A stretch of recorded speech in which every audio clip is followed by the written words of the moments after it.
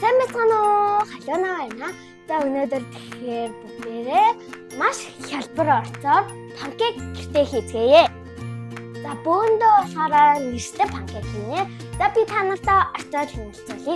100 г нэрс, 3 ширхэг өндөг, 500 г овёсны гурил, шарах манай ургамлын тос хэрэгтэй. Тэгээд нэг жижиг стакан сүү хэрэг болно. Илсэн чихэр маань 100 г бас орно. Тэгээд эднийгээ утгах юм сав хэрэгтэй. Гурилаа хийх юм нэг жижиг аяг хэрэгтэй. За бөөндөө панкейк руугаа орцгоё. Let's go! 3 ширхэг өндгөн дээрээ 1 стакан сүү, 100 г илсэн чихрээ нэмээд сайтар хольж хутгаж өгнө.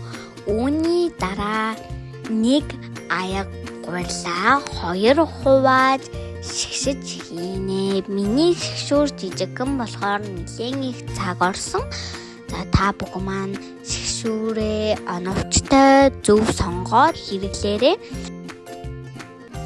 Түн шингэн яг ингэж таарна. Миний панкейкны гол онцлог буюу нэрс би нэрсээ блендерсэн нэрсээ панкейкныхаа зурмаг руу хийж хольж сайтар хутгана. Хутгаад ирсний дараа ийм гоё үзмийн өнгөтэй болж ирнэ.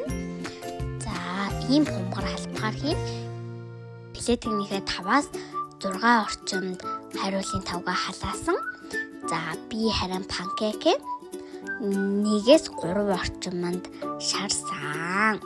Ингээд миний панкейк ингээд бэлэн болж байна. Дээр нь нүх гарахаар та бүхэн маань эргүүлнэ. Сайн зөөлөн дараагаарай. Бид бүхэн ямар ч өөрсдийнхөө хүссэн жимсээр хийж болно гэдгийг сайн санаарай. За манай эмээ аав хоёр ирж намайг шалгаад тэгээд хийж хахад үнэхээр их арааны шүл сасгарсан. Дэлгэцний цаанаас өнөртүүлж болохгүй жоохон харамсалтай. Энэ панкейкийн маань жорыг заавал туршаад үзээрэй. Болно шүү. Тэгээд дээр нь ямар ч жимсээр чимэглэж болно гэдгийг сануулъя. Ийм гоё болно.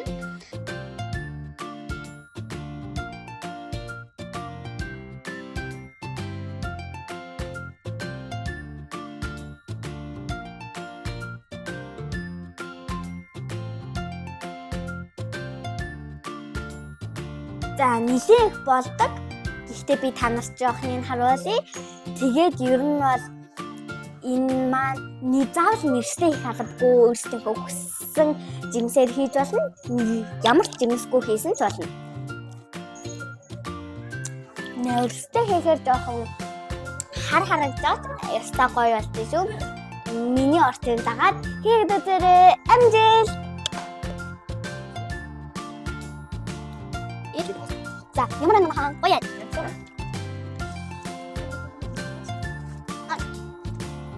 Орой бас